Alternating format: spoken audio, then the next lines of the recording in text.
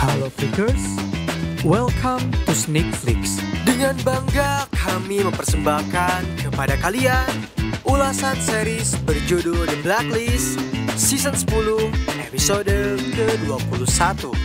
So without any further ado, let's get into it.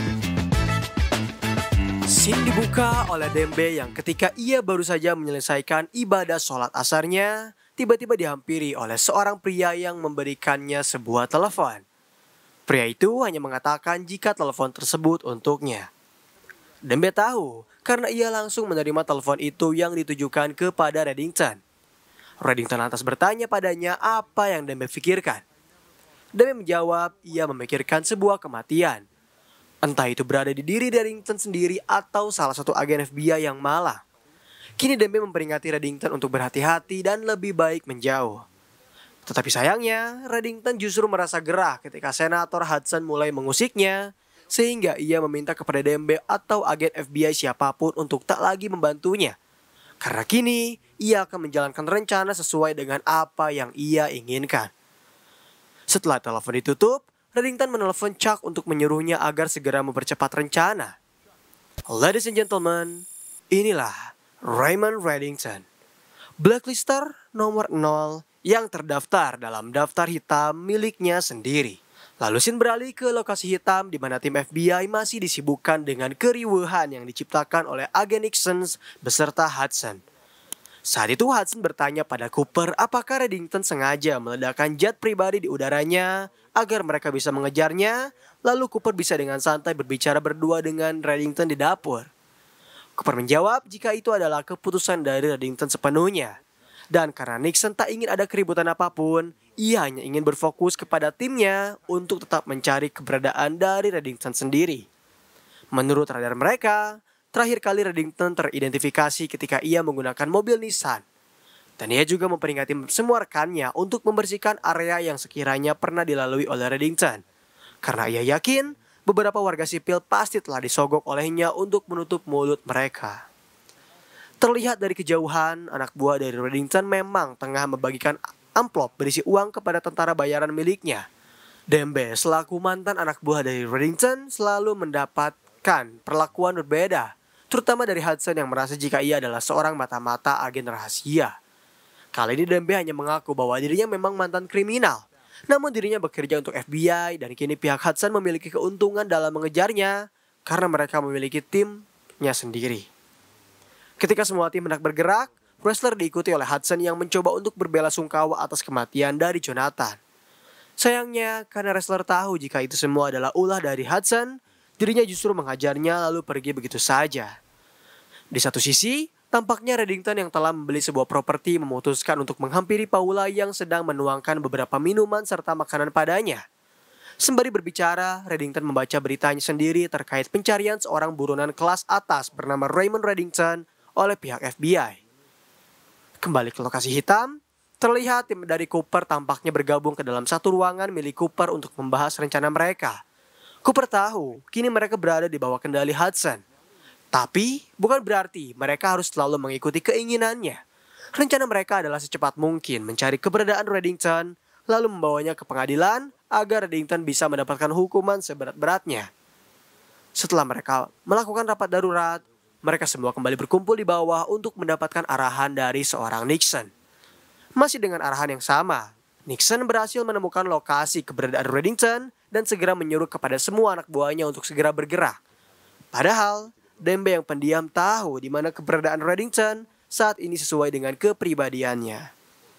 Saat ini Reddington tengah berpamitan kepada Paula setelah ia berhasil mendapatkan properti yang ia inginkan.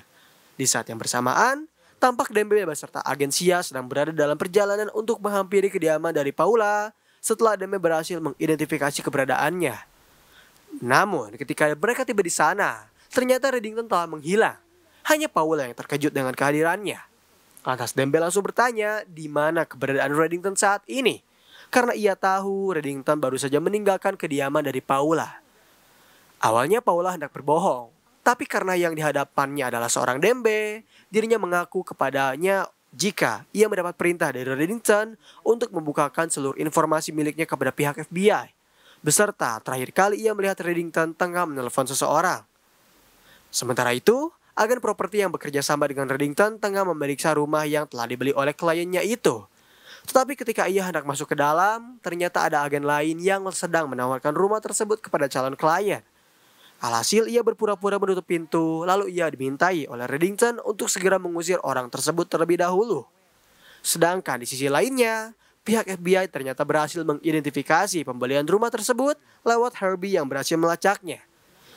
Mereka langsung mengirim pasukan beserta Dembe dan Sia yang telah ditugaskan untuk pergi ke sana. Sayang seribu sayang, sebelum mereka tiba, ternyata agen properti telah berhasil meyakinkan calon pembeli itu untuk tak menekan kata deal perihal rumah tersebut dengan alasan karena rumah itu dipenuhi oleh jamur beracun. Ide dari agen properti berjalan dengan baik. Calon pembeli kabur, ia langsung masuk ke dalam beserta satu dirijen berisi bahan bakar. Dan ketika Dembe beserta Sia baru saja tiba di rumah tersebut, mereka terdiam, memberi kabar kepada rekan-rekannya di lokasi hitam bahwa rumah yang mereka kira menjadi tempat persembunyian Reddington telah habis terbakar oleh si jago merah. Namun Dembe tak langsung percaya begitu saja, karena ia yakin ini adalah ulah dari Reddington yang sengaja membakar rumah untuk kabur melalui pemadam kebakaran. Dan dugaan dari Dembe memang benar, karena saat ini Reddington terlihat telah mengganti pakaiannya setelah ia menyamar menjadi agen pemadam kebakaran, lalu kabur menggunakan mobil barunya. Pasca keberhasilan Reddington kembali mengelabui pihak FBI, terjadi perpecahan belahan antara kubu dari Cooper dengan kubu dari Hudson. Mereka berdua berada di tempat yang berbeda, membahas kejelekan masing-masing. Terutama Hudson yang menyayangkan mereka tak bisa menangkap Reddington 2 hari lalu saat mereka seharusnya bisa menangkapnya sebelum Reddington kabur menggunakan jet pribadi miliknya. Tetapi meskipun begitu, pencarian terhadapnya masih belum selesai. Karena Nixon terus melakukan pencarian dengan melacak beberapa mobil serta truk yang digunakan oleh Reddington untuk mengelabui FBI. Saat itu, Dembe memiliki opini pribadinya jika kemungkinan besar Reddington akan mencoba untuk kabur melalui jalur laut. Karena hal itu mengingatkannya pada cerita mereka ketika Reddington memutuskan untuk kabur menggunakan speedboat menuju Havana. Ketika Hudson sedang memantau pergerakan dari Reddington, ia tiba-tiba dihampiri oleh Nixon yang baru saja mendapat informasi dari salah satu anak buahnya bahwa ketika mereka sedang memojokkan Reddington di bandara, terdapat salah satu agen yang melakukan panggilan telepon. Dan telepon itu menuju ke menara dekat dari lokasi hitam. Alhasil Hudson langsung segera bergerak dengan cepat ketika mereka memutuskan untuk menginterogasi agen Eastwood, yang tak lain adalah agen dari mereka sendiri. Tak ada alasan spesifik mengapa agen Eastwood ditangkap, karena Cooper tak diperbolehkan ikut campur ke dalam permasalahan ini. Lantas mereka pun dengan cepat menginterogasinya, membaca latar belakang dari keluarga Eastwood meskipun saat itu agen Eastwood telah bersaksi jika ia tak pernah melakukan panggilan telepon apapun. Saat Dembe dan agen Nixon sedang mengunjungi salah satu pemilik speedboat untuk melacak keberadaan dari Reddington, di saat yang bersamaan Cooper mencoba membantu agen Eastwood agar bisa mengatakan jika ia tak bersalah. Memang Hudson berhasil menemukan sesuatu. Namun yang terjadi adalah ketika permasalahan baru muncul ketika ternyata kini mereka memutuskan untuk menangkap seorang Dembe atas keterlibatannya dalam melakukan upaya pengkaburan dari seorang Reddington. Kini Dembe telah ditangkap oleh agen Nixon dan akan segera dibawa ke lokasi hitam secepat mungkin. Tentu, Cooper sebagai pemimpin dari Dembe langsung pasang badan terhadap penangkapan mendadak tersebut. Namun sayangnya Hudson tetap bersikukuh untuk menetapkan Dembe sebagai tersangka. Di satu sisi, tampak terlihat Reddington yang baru saja tiba di daratan dengan speedboatnya langsung bertemu dengan Wika yang memang telah menunggunya di pinggir jalan. Detik-detik penjemputan Dembe, banyak spekulasi aneh terkait penangkapan ini, terutama dari pihak satuan tugas yang merasa ada sesuatu yang janggal di sini. Ia yakin jika Dembe tak bersalah dalam penangkapan terhadapnya. Tak lama kemudian, memang benar datanglah Dembe beserta Nixon yang langsung segera membawanya ke dalam ruang interogasi. Sebagai pemimpin, Cooper terus mendesak Hudson dan Nixon agar mau membicarakan dan membiarkannya berbicara berdua dengan Dembe. Hingga pada akhirnya, mereka berdua membiarkan Cooper masuk ke dalam untuk berbicara. Kembali ke Reddington, di tengah perjalanan mereka mendengarkan berita di mana tentang polisi yang mulai menyudutkan beberapa jalan guna menghentikan gerak dari seorang Reddington. Berita itu membuat Reddington menyuruh Wika untuk segera pergi sesampainya ia tiba di tujuan sana. Reddington juga bertanya kemana Wika setelah mereka berpisah.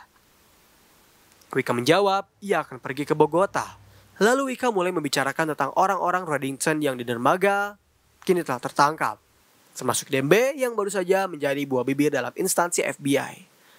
Saat ini Dembe dengan borgolnya terikat dibuka oleh seorang Cooper yang ingin mempertanyakan kesalahannya.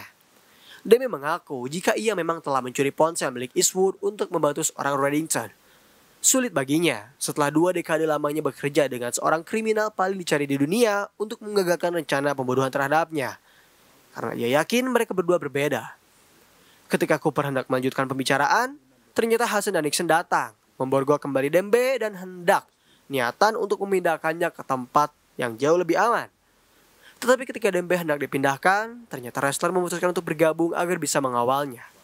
Akhirnya perjalanan pun dimulai, Ressler beserta agen Eastwood, sedangkan Dembe bersama Nixon. Lalu ketika perjalanan terasa sangat aman, tentram, sentosa, tampak sebuah truk datang secara mendadak, menabrak mobil yang mereka kendarai hingga menyebabkan kecelakaan beruntun. Nixon tewas, pingsan atau entah apapun itu, sedangkan Dembe dengan segera diselamatkan oleh Reddington yang ternyata menjadi dalang di balik kecelakaan tersebut. Sempat terjadi perlawanan ketika Hudson yang bangkit mencoba untuk menodongkan senjata pada mereka semua. Hingga pada akhirnya, Hudson yang nekat menembak Dembe karena tak kunjung mau menyerahkan diri yang membuat dirinya juga harus terbunuh. Termasuk Ressler yang tertembak oleh Reddington karena ia berada di pihak yang berbeda.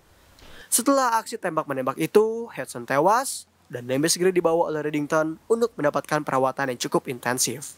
Dan pembahasan dari series The Blacklist Season 10 episode ke-21 pun berakhir di sini. Bagaimana teman-teman? Apakah kalian terpukau dan merasa terobati dengan kehadiran kembali seorang Reddington?